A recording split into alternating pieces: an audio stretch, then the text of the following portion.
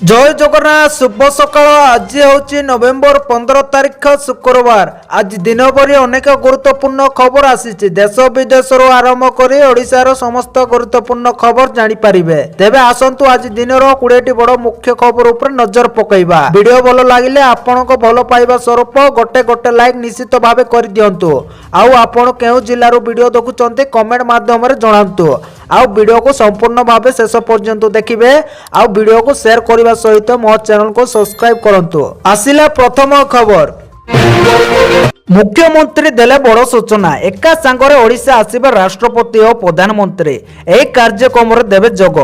2025 January 8 रु 10 जाए भुवनेश्वर जनता मैदान रे प्रवासी भारतीय दिवस समारोह अनुष्ठित होबो।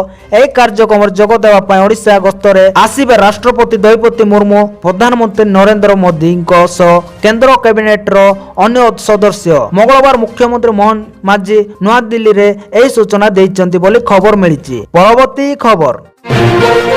पुणी मोदी को पाद छुईले नीतीश। पुणी थोड़े प्रधानमंत्री मोदी को पाद छुईचंती बिहार मुख्यमंत्री नीतीश कुमार। बिहार रो दरभंगा ठारे राज्यर द्वितीय एम्स रो शिलान्यास समय प्रधानमंत्री को पाद छुईचंती नीतीश कुमार। मंच रे प्रधानमंत्री को समेत जेडीयू और भाजपा अनेक वरिष्ठ नेता उपस्थित थिले। राज्य रे द्वितीय एम्स रो शिलान्यास रे अत्यधिक खुशी होई नीतीश सीधा जाई प्रधानमंत्री को पाद छुईथिले। एही समय वीडियो एवं सोशल मीडिया रे बहुत वायरल होबार लागिछि बोली खबर मिलिछि। परवर्ती खबर।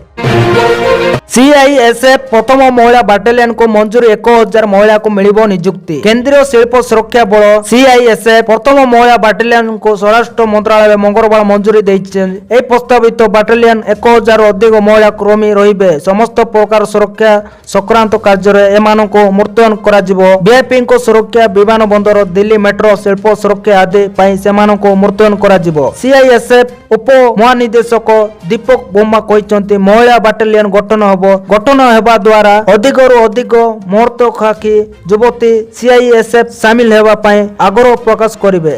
या द्वारा महिला को एक नया परिचय मिलिबो बोली खबर मिलिछि। परवर्ती खबर। सीएमसी काउंसिल बैठक रे हल्ला। बैठक को उठी आसिले अनेक कॉर्पोरेटर। अनेक पार्टी कमिटी अध्यक्ष माने मध्य कक्ष त्याग करिसंती। मेयर को विरोध करी बैठक छाड़िले कॉर्पोरेटर। तेबे गत बैठक रे अनेक सरकारी अधिकारी अनुपस्थित थिले, जाको अंतसुष्ट कॉर्पोरेटर माने विरोध करुचंती। राज्य रे खूब शीघ्र पूर्ण हो 5000 डाकरा पदवी, 3000 पारामेडिकल स्टाफ पदवी भी पूर्ण होबो बोली खबर मिलिछि। परवर्ती खबर। 16 तारीख पर बढ़ी पारे शीत। 3 दिन पर्यंत सुखिला रहिबो पाग। राज्यर वर्तमान कौनसी निर्दिष्ट पाणीपाग नियामक सक्रिय नथिबा बेले अधिकांश स्थान रे पाग सुखिला रहुछि। उत्तर अभ्यंतरीण ओडिशा रे गोटे किमा 2टी स्थान रे सर्वनिम्न तापमात्रा किछि परिमाण रे ह्रास पाइथिबा बेले अन्य स्थान रे तापमात्रा रे विशेष परिवर्तन होई नाही। अभ्यंतरीण ओडिशा रो अधिकांश स्थान रे तापमात्रा स्वाभाविक ठारू अधिक रेकर्ड करा जायतिबा बेले गोटे 2टी स्थान रे स्वाभाविक ठारू कम रहुछि। आसंता 16 तारीख पर राज्य रे शीत बढ़िबारे बुधवार कोरापुट, मालकानगिरी, रायगड़ा, गजपति और गंजाम जिल्ला रे गोटे 2टी स्थान रे बाद देले अन्य स्थान रे पाग प्राय सुखिला रहिबो। आसंता 3 दिन पर्यंत पाणीपाग रे विशेष परिवर्तन परिलिखित होब नाही। मात्र परवर्ती 4 दिन मध्य राज्य रे तापमात्रा 2 रु 4 डिग्री सेल्सियस ह्रास पाई पारे बोली खबर मिलिछि। परवर्ती खबर। बुलडोजर एक्शन को नहीं बर्षिले सुप्रीम कोर्ट। जारी करले निर्देशावली। बुलडोजर एक्शन को नहीं सुप्रीम कोर्ट देइचंदी बड़ राय। ए राय सरकार पादरे सिकुली बांधिबा सदृश हेबाकू जाउछि। बिना निर्देश रे कोनोसी अपराधी को संपत्ति नष्ट करबा अवैध, या असंवैधानिक।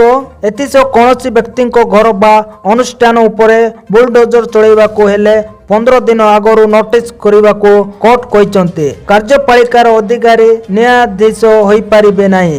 अभियुक्त को दोषी साब्यस्त करि पारिबे नाही और तार घर को भांगी पारिबे नाही। यह संपूर्ण असंवैधानिक बोली कहिसंती बोली खबर मिलिछि। परवर्ती खबर।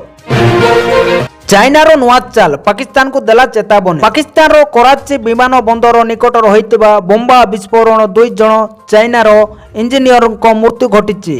या पर चाइना पाकिस्तान रे कार्य करुवा नागरिकों सुरक्षा निश्चित करने को कड़ा पदक्षेप नेबा को योजना करिछि। ଏହି ଘଟଣା ପରେ ଚାଇନା ପାକିସ୍ତାନକୁ ଏକ ପ୍ରସ୍ତାବ ପଠାଇଛି। ଏଥିରେ ଚାଇନା ନାଗରିକଙ୍କ ସୁରକ୍ଷା ପାଇଁ ପାକିସ୍ତାନରେ ଚାଇନା ସୁରକ୍ଷା ଏଜେନ୍ସି ନିୟୋଜନ ପାଇଁ ଅନୁମତି ନିଆଯାଇଛି। ଏହି ପ୍ରସ୍ତାବ ପରେ ପାକିସ୍ତାନରେ ଅଭ୍ୟନ୍ତରୀଣ ସୁରକ୍ଷା ଏବଂ ସାର୍ବଭୌମତ୍ୱକୁ ନେଇ ଏକ ନୂତନ ବିତର୍କ ଆରମ୍ଭ ହୋଇଛି ବୋଲି ଖବର ମିଳିଛି। ପରବର୍ତ୍ତୀ ଖବର, ଜାନୁଆରୀ ମାସରେ ଦିଆଯିବ ନୂଆ ରାସନ କାର୍ଡ, ସୂଚନା ଦେଲେ ମନ୍ତ୍ରୀ। ଆସନ୍ତା ବର୍ଷ ଜାନୁଆରୀ ଲୋକମାନଙ୍କୁ ମିଳିବ ନୂଆ ରାସନ କାର୍ଡ। ବୁଧବାର ଏନେଇ ସୂଚନା ଦେଇଛନ୍ତି ଖାଦ୍ୟ ଯୋଗାଣ ଏବଂ ଉପଭୋକ୍ତା କଲ୍ୟାଣ ମନ୍ତ୍ରୀ କୃଷ୍ଣଚନ୍ଦ୍ର ପାତ୍ର। ଗତ ଜୁଲାଇରେ ଆରମ୍ଭ ହୋଇ ଇକେୱାଇସି ର ଚଳିତ ମାସ ଶେଷ ହେବ ବୋଲି ଆଶା କରାଯାଉଛି। ତଥ୍ୟ ଅନୁଯାୟୀ ଇକେୱାଇସି ଯାଞ୍ଚ ସମୟରେ 16 ଲକ୍ଷ ଜାଲ ଉପଭୋକ୍ତା ବାଦ ପଡ଼ିଛନ୍ତି। ଏହି ଯାଞ୍ଚ ପ୍ରକ୍ରିୟା ଶେଷ ହେବା ପରେ ସଂଯୁକ୍ତ ବିଭାଗ ପକ୍ଷରୁ ଯୋଗ୍ୟ ହିତାଧିକାରୀଙ୍କ ତାଲିକା ପ୍ରକାଶ ପାଇବ ବୋଲି ପାତ୍ର କହିଛନ୍ତି। ପୂର୍ବରୁ ମନ୍ତ୍ରୀ ସୂଚନା ଦେଇଛନ୍ତି ଯେ ଆସନ୍ତା ଜାନୁଆରୀ ମାସରୁ ଉପଭୋକ୍ତାମାନେ ଖାଦ୍ୟ ସୁରକ୍ଷା ଯୋଜନା ମାଧ୍ୟମରେ ଚାଉଳ ସହିତ ଗହମ ପାଇବେ। ସେ କହିଥିଲେ ଜାନୁଆରୀ ମାସରୁ ଗହମ ମିଳିବ। ଏଥିପାଇଁ ସମସ୍ତ ଜିଲ୍ଲାରୁ ଉପଭୋକ୍ତାଙ୍କ ତଥ୍ୟ ସଂଗ୍ରହ କରାଯାଉଛି। ଆବଶ୍ୟକକୁ ଦୃଷ୍ଟିରେ ରଖି ସରକାର ଯୋଗାଣ ପାଇଁ ଟେଣ୍ଡର ଡାକିବେ। ତେବେ ବର୍ତ୍ତମାନ ଚାଲିଥିବା ଇକେୱାଇସି ପାଇଁ ସମୟ ଲାଗୁଛି ବୋଲି ଖବର ମିଳିଛି। ପରବର୍ତ୍ତୀ ଖବର, ବଦଳିଲା ପଦୋନ୍ନତି ନିୟମ, 7 ବର୍ଷ ପରେ ଜଣେ ଏସ୍ଆଇ ହୋଇପାରିବେ ଇନ୍ସପେକ୍ଟର। ପୋଲିସ ବାବୁଙ୍କ ପାଇଁ ଖୁସି ଖବର, ଏଣିକି 7 ବର୍ଷ ପରେ ଜଣେ ଇନ୍ସପେକ୍ଟର ହୋଇପାରିବେ। ପଦୋନ୍ନତିକୁ 10 ବର୍ଷରୁ 7 ବର୍ଷକୁ ଖସାଇଛନ୍ତି ରାଜ୍ୟ ସରକାର। ଏନେଇ ଗୃହ ବିଭାଗ ପକ୍ଷରୁ ବିଜ୍ଞପ୍ତି ପ୍ରକାଶ ପାଇଛି। ତେବେ ପୂର୍ବ ନିୟମ ଅନୁସାରେ 10 ବର୍ଷ ପରେ ଜଣେ ଏସ୍ଆଇ ଇନ୍ସପେକ୍ଟର ହେଉଥିଲେ। 7 ବର୍ଷ ପରେ ଏବେ ଇନ୍ସପେକ୍ଟର ହୋଇପାରିବେ ବୋଲି ବିଜ୍ଞପ୍ତି ପ୍ରକାଶ ପାଇଛି ବୋଲି ଖବର ମିଳିଛି। ପରବର୍ତ୍ତୀ ଖବର, ପଞ୍ଚୁକ ପାଇଁ ଜଗନ୍ନାଥ ମନ୍ଦିରରେ ପ୍ରବଳ ଭିଡ଼। ଯେ ଉଦୟଗିରି ଜଗନ୍ନାଥ ମନ୍ଦିରରେ କାର୍ତ୍ତିକ ମାସ ପଞ୍ଚୁକ ନିମନ୍ତେ ଶ୍ରଦ୍ଧାଳୁଙ୍କ ପ୍ରବଳ ଗହଳି ଲାଗି ରହିଛି। ବିଶେଷ କରି ହବିଷ କରୁଥିବା ମହିଳା ଶ୍ରଦ୍ଧାଳୁ ମାନଙ୍କ ଭିଡ଼ ଅଧିକ ଦେଖିବାକୁ ମିଳିଥିଲା। ଭୋର 4ଟାରୁ ମନ୍ଦିର ଗହଳି ଲାଗି ରହୁଛି। ଦ୍ୱାର ପିଠା ଠାରୁ ଦିନ 12 ଘଣ୍ଟା ଯାଏ ଓ ସନ୍ଧ୍ୟାରେ ଅଧିକ ଗହଳି ରହୁଛି। ପୂଜକ ଅଚ୍ୟୁତ ପଣ୍ଡା, ଚକ୍ରାନ୍ତ ପଣ୍ଡା, ଭାଗବତ ପଣ୍ଡା ପଞ୍ଚୁକ ନିମନ୍ତେ ଠାକୁରର ମାନଙ୍କ ବିଭିନ୍ନ ବେଶ କରୁଛନ୍ତି। ବଡ଼ ଏକାଦଶୀ ନିମନ୍ତେ ମଙ୍ଗଳବାର ସନ୍ଧ୍ୟାରେ 3 ଠାକୁରଙ୍କ ବଡ଼ ଆଳତି ହୋଇଥିଲା। ବଡ଼ ଆଳତି ଦେଖିବାକୁ ପ୍ରବଳ ଜନଗହଳି ହୋଇଥିଲା ବୋଲି ଖବର ମିଳିଛି। ପରବର୍ତ୍ତୀ ଖବର, ମହାରାଷ୍ଟ୍ର ନିର୍ବାଚନ ପାଇଁ ପିଆଜ ଦରରେ ନିଆଁ। କାର୍ତ୍ତିକରେ ବି ବଢୁଛି ପିଆଜ ଦର। ଏବେ ଲୋକମାନେ ହବିଷ ପାଇଁ ବିନା ପିଆଜ ରସୁଣ କରୁଛନ୍ତି। ଫଳରେ ହାଣ୍ଡିଶାଳେ ପିଆଜର ଆବଶ୍ୟକତା ପୂର୍ବ ଅପେକ୍ଷା କମି ଯାଇଛି। ତେବେ ପିଆଜ କିଣିଲେ ଆଖିରୁ ଲୁହ ଗଡୁଛି। ବଜାରର ପିଆଜ ଦର ଏବେ 80 ଟଙ୍କା ଟପି ଯାଇଛି।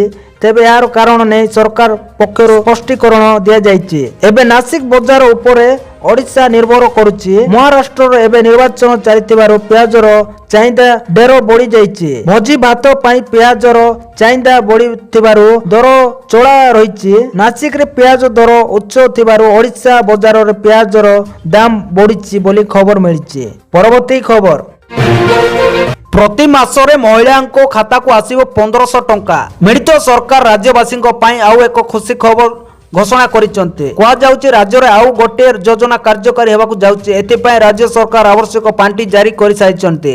ସରକାର ଏହାର ନିର୍ବାଚନୀ ଇସ୍ତାହାରରେ ପ୍ରତିଶ୍ରୁତି ଦେଇଥିଲେ ଯେ ଯଦି ସେମାନେ କ୍ଷମତାକୁ ଆସନ୍ତି ତେବେ ସେ ସୁପର ସ୍କିମ୍ ଯୋଜନା କାର୍ଯ୍ୟକାରୀ କରିବା। ନିର୍ବାଚନରେ ଦିଆଯାଇଥିବା ଏହି ପ୍ରମୁଖ ପ୍ରତିଶ୍ରୁତି ପୂରଣ ପାଇଁ ସରକାର ବର୍ତ୍ତମାନ ପଦକ୍ଷେପ ନେଇଛନ୍ତି। ଗଠବନ୍ଧନ ଘୋଷଣା ପତ୍ରରେ ଏହି ଯୋଜନାର ନାମ ଆଦା ବିଦ୍ୟା ନିଧି ବା ମହିଳା ଶକ୍ତି ରଖାଯାଇଛି। ବର୍ତ୍ତମାନ ଏହି ଯୋଜନା ସମ୍ମୁକ୍ତ ସମୁଦାୟ ମହିଳାମାନଙ୍କ ପାଇଁ ମହିଳାମାନଙ୍କୁ ଆର୍ଥିକ ଅବଦାନ ନାମରେ ଚାଲିବ। 2024-25 ବଜେଟରେ ଏହି ଯୋଜନାର ପାଇଁ ରାଜ୍ୟ ସରକାର 3,341 କୋଟି 82 ଲକ୍ଷ ଟଙ୍କା ଆବଣ୍ଟନ କରିଛନ୍ତି। ପରବର୍ତ୍ତୀ ଖବର, ଅଭିନେତ୍ରୀକୁ ହତ୍ୟା ଧମକ। 2 ଦିନରେ 50 ଲକ୍ଷ ଟଙ୍କା ନ ଦେଲେ ଉଡେଇ ଦେବୁ ବୋଲି ଧମକ ମିଳିଛି। ଆପଣମାନେ ଜାଣିଥିବେ ସଲମାନ ଖାନ ଏବଂ ଶାହରୁଖ ଖାନଙ୍କ ପରେ ଏବେ ଭୋଜପୁରୀ ଅଭିନେତ୍ରୀ ଅକ୍ଷରା ସିଂଙ୍କୁ ହତ୍ୟା ଧମକ ଦିଆଯାଇଛି।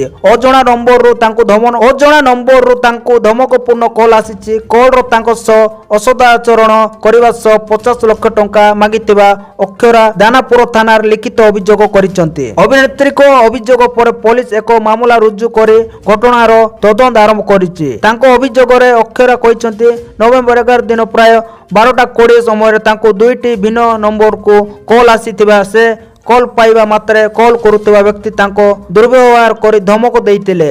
2 ଦିନ ମଧ୍ୟରେ 50 ଲକ୍ଷ ଟଙ୍କା ନ ଦେଲେ ତୁମକୁ ହତ୍ୟା କରାଯିବ ବୋଲି ଧମକ ଦେଇଛନ୍ତି ବୋଲି ଖବର ମିଳିଛି। ପରବର୍ତ୍ତୀ ଖବର, ନୂଆ ବର୍ଷରେ 1 କୋଟି କର୍ମଚାରୀଙ୍କ ବଢ଼ିବ ଦରମା। ନୂଆ ବର୍ଷ ଅବସରରେ ସରକାର କେନ୍ଦ୍ରୀୟ କର୍ମଚାରୀମାନଙ୍କୁ ଏକ ବଡ଼ ଉପହାର ଦେଇପାରନ୍ତି। ସୂଚନା ଅନୁଯାୟୀ କୋଟି କୋଟି କର୍ମଚାରୀଙ୍କ ମହଙ୍ଗା ଭତ୍ତା ପୁଣି ଥରେ ବୃଦ୍ଧି ପାଇବ ବୋଲି ଆଶା କରାଯାଉଛି। ଗତ ମାସରେ ମୋଦି ସରକାର ମହଙ୍ଗା ଭତ୍ତା ବୃଦ୍ଧି କରିବାକୁ ଘୋଷଣା କରିଥିଲେ, ଯାହା ପରେ ଉତ୍ସବର ଋତୁରେ କେନ୍ଦ୍ର ସରକାରୀ କର୍ମଚାରୀମାନେ ଡିଏର 3% ବୃଦ୍ଧି ପାଇଥିଲେ। ସୂଚନା ଅନୁସାରେ ବର୍ଦ୍ଧିତ ମହଙ୍ଗା ଭତ୍ତା 2024 ଜୁଲାଇ 1ରୁ କାର୍ଯ୍ୟକାରୀ ହେବ ଏବଂ ଏହା ସହିତ 3 ମାସର ବକେୟା ମଧ୍ୟ ଦିଆଯିବ।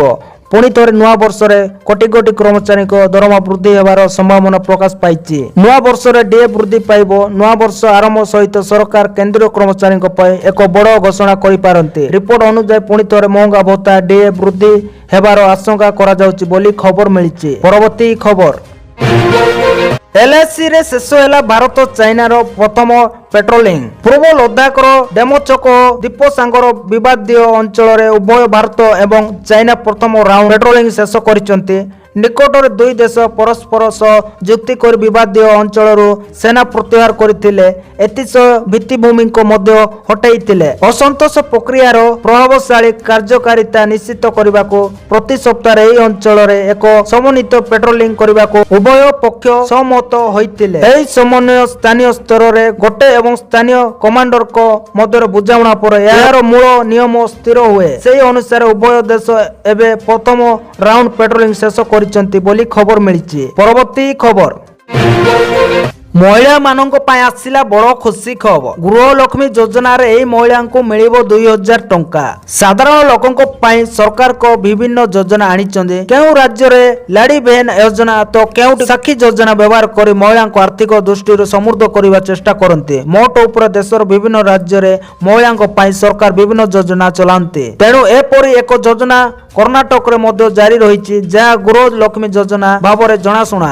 ଏହି ଯୋଜନାର ଅନୁଯାୟୀ ସରକାର ପ୍ରତି ମାସରେ 2000 ଟଙ୍କା ମହିଳା ଆକାଉଣ୍ଟକୁ ଜମା କରୁଛନ୍ତି। ତେବେ ଚାଲନ୍ତୁ ଜାଣିବା କେଉଁ ମହିଳାଙ୍କୁ ଆର୍ଥିକ ସହାୟତା ଦିଆଯାଉଛି। ଏହି ଯୋଜନା ଅଧୀନରେ ସରକାର 17,500 କୋଟି ଟଙ୍କା ମଞ୍ଜୁର କରିଛନ୍ତି। ଏହି ଯୋଜନା ଅଧୀନରେ ରାଜ୍ୟର 1 କୋଟି ମହିଳା ଉପକୃତ ହୋଇଛନ୍ତି। ଗୃହଲକ୍ଷ୍ମୀ ଯୋଜନା ଅଧୀନରେ ସେହି ମହିଳାମାନେ ଯୋଗ୍ୟ ବିବେଚିତ ହେବେ ଯେଉଁମାନେ ଦାରିଦ୍ର୍ୟ ରେଖା ତଳେ BPL ଏବଂ ଉପର ଦାରିଦ୍ର୍ୟ ରେଖା APL ରାସନ କାର୍ଡରେ ପରିବାରର ମୁଖ୍ୟ ଭାବରେ ପଞ୍ଜୀକୃତ ହେବେ। ଏହା ଅଧୀନରେ ଗୋଟିଏ ପରିବାରର କେବଳ ଜଣେ ମହିଳାକୁ ଏହି ସୁବିଧା ମିଳିବ। ଯେଉଁ ମହିଳାମାନେ ସରକାରୀ କର୍ମଚାରୀ କିମ୍ବା ଟିକସ ଦିଅନ୍ତି କିମ୍ବା ଯେଉଁମାନଙ୍କ ସ୍ୱାମୀ ଆୟକର କିମ୍ବା GST ରିଟର୍ଣ୍ଣ ଦାଖଲ କରନ୍ତି, ସେମାନେ ଏହି ଯୋଜନାରେ ଲାଭ ପାଇପାରିବେ ନାହିଁ ବୋଲି ଖବର ମିଳିଛି। ପରବର୍ତ୍ତୀ ଖବର, খুব শীঘ্র বেদান্ত পাইଥିବା জমিକୁ ଲୋକଙ୍କୁ ଫେରସ୍ତ କରାଯିବ। ପୁରୀ ବେଦାନ୍ତ ଜମି ପ୍ରସଙ୍ଗରେ ଏହି ବଡ଼ ସୂଚନା ଦେଇଛନ୍ତି ରାଜସ୍ୱ ମନ୍ତ୍ରୀ ସୁରେଶ ପୂଜାରୀ। ଅନିଲ ଅଗ୍ରୱାଲ ଫାଉଣ୍ଡେସନ ପାଇଥିବା ଜମି ଲୋକଙ୍କୁ ଫେରସ୍ତ ହେବ। ଜମି ଫେରସ୍ତ ପାଇଁ ହାଇକୋର୍ଟଙ୍କ ରାୟକୁ ସୁପ୍ରିମକୋର୍ଟ କାଏମ ରଖିଛନ୍ତି। ମୋଟ 3342.53 ଏକର ଘରୋଇ ଜମି ଅଧିଗ୍ରହଣ କରାଯାଇଥିଲା। ଜମି ହରାଙ୍କୁ ଚିହ୍ନଟ କରି ସେମାନଙ୍କ ଜମି ଫେରସ୍ତ କରାଯିବ। ଏନେଇ ସରକାରୀ ଭାବେ ପ୍ରକ୍ରିୟା ଆରମ୍ଭ ହୋଇଯାଇଛି। ଦିନେ 2 ଦିନରେ ବିଭକ୍ତି ପ୍ରକାଶ ପାଇବ ବୋଲି ମନ୍ତ୍ରୀ କହିଛନ୍ତି। ଲୋକଙ୍କୁ ସେମାନଙ୍କ ଜମି ମିଳିବା ସହ ସେମାନେ ନିଜ ଜମିକୁ ଦଖଲକୁ ନେବେ। ଫେରି ପାଉଥିବା ଜମିକୁ ସମ୍ପୃକ୍ତ ଲୋକଙ୍କ ନାଁରେ ପଞ୍ଜୀକୃତ କରାଯିବ। ଜମି ପାଇ ଲୋକମାନେ ପାଉଥିବା ସରକାରକୁ ଫେରାଇବେ ବୋଲି ଖବର ମିଳିଛି। ପରବର୍ତ୍ତୀ ଖବର, ମିଳିନଥିଲେ ସୁଭଦ୍ରା ଟଙ୍କା, ଏମିତି କରନ୍ତୁ ଆବେଦନ ପାଇବେ ଟଙ୍କା। ସୁଭଦ୍ରା ଟଙ୍କା ନେଇ ଆଜି ହିତାଧିକାରୀଙ୍କୁ ଉପମୁଖ୍ୟମନ୍ତ୍ରୀ ପ୍ରଭାତୀ ପରିଡ଼ା ଗୁରୁତ୍ୱପୂର୍ଣ୍ଣ ସୂଚନା ଦେଇଛନ୍ତି। ଏଯାଏଁ ସୁଭଦ୍ରା ଟଙ୍କା ପାଇନଥିବା ମହିଳାଙ୍କ ମନ୍ତ୍ର ଦେଇ ପ୍ରଭାତୀ ପରିଡ଼ା କହିଛନ୍ତି, ଗୋଟିଏ ଆକାଉଣ୍ଟ ସହ ଗୋଟିଏ ମୋବାଇଲ ନମ୍ବର ଲିଙ୍କ ପାଇଁ ପରାମର୍ଶ ଦେଇଛନ୍ତି। ପ୍ରାୟ 5 ଲକ୍ଷ ଆବେଦନକାରୀଙ୍କର ବ୍ୟାଙ୍କ ସହ ଲିଙ୍କ ହୋଇପାରିନି। ବ୍ୟାଙ୍କ ଆକାଉଣ୍ଟ, ଆଧାର କାର୍ଡ, ମୋବାଇଲ ନମ୍ବର ମଧ୍ୟରେ ସମନ୍ୱୟ ନାହିଁ, ଯାହାର 2-3ଟି ଆକାଉଣ୍ଟ ସେମାନଙ୍କର ଏଭଳି ସମସ୍ୟା ହେଉଛି। ବ୍ୟାଙ୍କ ଯାଇ ଗୋଟିଏ ଆକାଉଣ୍ଟ ସହ ଗୋଟିଏ ମୋବାଇଲ ନମ୍ବର ଯୋଡ଼ନ୍ତୁ। 24 ତାରିଖରେ ବାକି ଥିବା ହିତାଧିକାରୀଙ୍କୁ ଟଙ୍କା ମିଳିବ। ମାତ୍ର କେହି ବଞ୍ଚିତ ହେଲେ 24 ତାରିଖ ପରେ ଗାଁ ଗାଁକୁ ଟିମ୍ ଯିବ। ଅଙ୍ଗନବାଡି କର୍ମୀ ବ୍ୟକ୍ତିଗତ ଭାବେ ଯାଇ ଭେରିଫିକେସନ କରିବେ ବୋଲି ଉପମୁଖ୍ୟମନ୍ତ୍ରୀ ପ୍ରଭାତୀ ପରିଡ଼ା କହିଛନ୍ତି ବୋଲି ଖବର ମିଳିଛି। ପରବର୍ତ୍ତୀ ଖବର, ରାସନ କାର୍ଡ EKYC କୁ ନେଇ ଆସିଲା ବଡ଼ ଅପଡେଟ୍। ମନ ଦେଇକି ଶୁଣନ୍ତୁ। ବାରମ୍ବାର ସୂଚନା ପରେ ବି କରୁନାହାନ୍ତି କି EKYC। 29% ହିତାଧିକାରୀଙ୍କ ପତା ମିଳୁନାହିଁ। ଜିଲ୍ଲାର 11 ବ୍ଲକ ଓ 3 ସହରାଞ୍ଚଳରେ ଯୋଗାଣ ବିଭାଗର EKYC ପ୍ରକ୍ରିୟା ଚାଲିଛି। ଏହାପରେ ଅନେକ ହିତାଧିକାରୀ ଗାୟବ ହୋଇଥିବା ଦେଖିବାକୁ ମିଳିଛି। ପ୍ରାୟ 29% ହିତାଧିକାରୀ ପତ୍ତା ମିଳୁନାହିଁ। ସେ ସବୁ ନକଲି ହିତାଧିକାରୀ ଥିଲେ ବୋଲି ଆଲୋଚନା ହେଉଛି। ଜିଲ୍ଲାର 8,41,583 ଜଣ ହିତାଧିକାରୀ ଖାଦ୍ୟ ସୁରକ୍ଷା ଯୋଜନାରେ ସାମିଲ ରହିଛନ୍ତି। ସେମାନଙ୍କ ମଧ୍ୟରୁ 6,03,312 ଜଣ ନିଜ ନିଜର ରାସନ କାର୍ଡର ଇକେୱାଇସି କରିଛନ୍ତି। ବଳକା 2,38,271 ଜଣ କରିନାହାନ୍ତି। ବାରମ୍ବାର ସୂଚନା ଦିଆଗଲେ ମଧ୍ୟ ହିତାଧିକାରୀ ମାନେ ଇକେୱାଇସି କରୁନାହାନ୍ତି। ଫଳରେ ଏସବୁ ହିତାଧିକାରୀଙ୍କ ନାଁରେ ବର୍ଷ ବର୍ଷ ଧରି ରାସନ ସାମଗ୍ରୀ ହଡପ ହେଉଥିବା ସ୍ପଷ୍ଟ ହୋଇଛି। ମୃତ୍ୟୁବରଣ କରିଥିବା ଅନେକ ହିତାଧିକାରୀଙ୍କ ନାଁରେ ମଧ୍ୟ ମାଗଣା ଚାଉଳ ଠାରୁ ଆରମ୍ଭ କରି ଅନ୍ୟାନ୍ୟ ସୁଲଭ ସାମଗ୍ରୀ ନିଆଯାଉଥିବା ଜଣାପଡ଼ିଛି। ଏ ସମ୍ପର୍କରେ ଜିଲ୍ଲା ମୁଖ୍ୟ ଯୋଗାଣ ଅଧିକାରୀ ଦାଶରଥୀ ସୋରେନଙ୍କୁ ପଚାରିବାରୁ କହିଛନ୍ତି, ବିଭାଗ ତରଫରୁ ସମସ୍ତ ହିତାଧିକାରୀଙ୍କୁ ଇକେୱାଇସି କରିବାକୁ କୁହାଯାଉଛି। ଏଥିପାଇଁ ସଚେତନ ମଧ୍ୟ କରାଯାଉଛି। ତଥାପି ଯଦି ନ କରିବେ ତେବେ ସରକାର ଆଗାମୀ ନିଷ୍ପତ୍ତି ଯାହା ନେବେ ଆପଣ ଜାଣିବେ ବୋଲି ଖବର ମିଳିଛି। ପରବର୍ତ୍ତୀ ଖବର, ଇଣ୍ଡିଆରେ ପୂରଣ ହେବ କି ଇଞ୍ଜିନିୟର ପଦବୀ, ଦରମା 80,000। ବ୍ୟାଚଲର କିମ୍ବା ମାଷ୍ଟର ଡିଗ୍ରୀ କରି ଚାକିରି ଖୋଜୁଥିବା ପ୍ରାର୍ଥୀଙ୍କ ପାଇଁ ସମ୍ପୂର୍ଣ୍ଣ ସୁଯୋଗ। ଗେଲ୍ ଇଣ୍ଡିଆ ଲିମିଟେଡ ନିଯୁକ୍ତି ଘୋଷଣା କରିଛି। ଏନେଇ ଗେଲ୍ ଇଣ୍ଡିଆ ଏକ ବିଜ୍ଞପ୍ତି ପ୍ରକାଶ କରିଛି। ଆପଣ ଯଦି ଆବେଦନ ପାଇଁ ଆଗ୍ରହୀ ତେବେ ବିସ୍ତୃତ ଭାବେ ଜାଣିବା ପାଇଁ ଏହି ନିଯୁକ୍ତି ମାଧ୍ୟମରେ ଗେଲ୍ ଇଣ୍ଡିଆରେ ସିନିୟର ଇଞ୍ଜିନିୟର ଏବଂ ଅନ୍ୟାନ୍ୟ ପଦବୀ ପୂରଣ ହେବ। ଏନେଇ ଅନଲାଇନରେ ମାଧ୍ୟମରେ ଆବେଦନ କରିବାକୁ ପଡ଼ିବ। ଏହି ନିଯୁକ୍ତି ମାଧ୍ୟମରେ ଉଭୟ ପୁରୁଷ ଓ ମହିଳା ଆବେଦନ କରିପାରିବେ। ଏନେଇ 261ଟି ପଦବୀ ପୂରଣ ହେବ। ଏଣୁ ଗୁରୁତ୍ୱପୂର୍ଣ୍ଣ ତାରିଖ ହେଉଛି ଅନଲାଇନ ଆବେଦନ ତାରିଖ 12 ନଭେମ୍ବର 2024।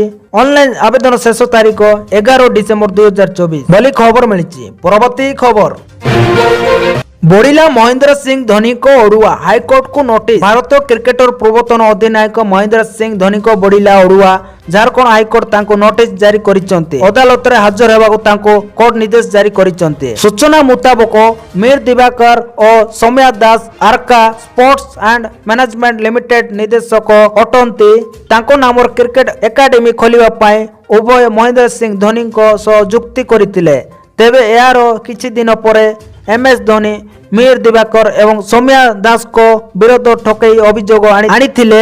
ଧୋନି ଜାନୁଆରୀ 5 ତାରିଖରେ ଏମାନଙ୍କ ବିରୋଧ ରାଞ୍ଚିରେ ଅପରାଧିକ ମାମଲା ରୁଜୁ କରିଥିଲେ। ପରବର୍ତ୍ତୀ ସମୟରେ ରାଞ୍ଚିରେ ଜଣେ ନ୍ୟାୟିକ ମାଜିଷ୍ଟ୍ରେଟଙ୍କ କୋର୍ଟ ଦ୍ୱାରା ଦିବାକର ଏବଂ ଦାସଙ୍କ ବିରୋଧରେ କାର୍ଯ୍ୟାନୁଷ୍ଠାନ ଗ୍ରହଣ କରାଯାଇଥିଲା। ତେବେ ଏହାକୁ ବିରୋଧ କରି ନୁହେଁ ଝାରଖଣ୍ଡ ହାଇକୋର୍ଟଙ୍କ ଦ୍ୱାରସ୍ଥ ହୋଇଥିଲେ। ବର୍ତ୍ତମାନ ହାଇକୋର୍ଟ ଧୋନିଙ୍କୁ ଏହି ମାମଲାରେ ଅଦାଲତରେ ହାଜର ହେବାକୁ ନୋଟିସ ପଠାଇଛନ୍ତି। ଏହି ମାମଲାରେ ନିଜ ପକ୍ଷ ରଖିବାକୁ ସେ ନିର୍ଦ୍ଦେଶ ଦେଇଛନ୍ତି ବୋଲି ଖବର ମିଳିଛି। ତ ଧନ୍ୟବାଦ ଦର୍ଶକ ବନ୍ଧୁ ମାନେ, ଆଜି ଦିନର 20ଟି ବଡ଼ ମୁଖ୍ୟ ଖବର ଏହା ଥିଲା। ପୁଣି ଦେଖା ହେବା ଆସନ୍ତା କାଲି। ଦେଖା ହେବା ପୂର୍ବରୁ ଗୋଟିଏ ଅନୁରୋଧ କରୁଛି, ଗୋଟିଏ ରିକ୍ୱେଷ୍ଟ କରୁଛି ଆପଣମାନଙ୍କୁ। ଆପଣ ଭିଡ଼ିଓ ଦେଖୁଛନ୍ତି କିନ୍ତୁ ଚ୍ୟାନେଲକୁ ସବସ୍କ୍ରାଇବ କରୁନାହାନ୍ତି। ଯେତେ ବି ମୋର ଭିଡ଼ିଓ ଦେଖୁଛନ୍ତି ସବୁକୁ ଅନୁରୋଧ କରୁଛି ଗୋଟେ ଗୋଟେ ସବସ୍କ୍ରାଇବ କରନ୍ତୁ। ଆପଣ କ'ଣ ପଇସା ଲାଗୁଛି ସବସ୍କ୍ରାଇବ କରିବାକୁ? ମୋର ଅନୁରୋଧ କରୁଛି ଚ୍ୟାନେଲକୁ ସବସ୍କ୍ରାଇବ କରିକି ରଖନ୍ତୁ, ଯାହାଦ୍ୱାରା ପ୍ରତିଦିନ ଏମିତି ମୁଖ୍ୟ ସମାଚାର ସବୁଦିନ ଦେଖିପାରିବେ ସର୍ବପ୍ରଥମେ ସଠିକ ନ୍ୟୁଜ। ଦର୍ଶକ ବନ୍ଧୁ ମାନେ ଆଉ ଧନ୍ୟବାଦ, ବିଦାୟ ନେଉଛି। ପୁଣି ଦେଖା ହେବା ଆସନ୍ତା କାଲି। ଭଲ ରୁହନ୍ତୁ, ଧନ୍ୟବାଦ।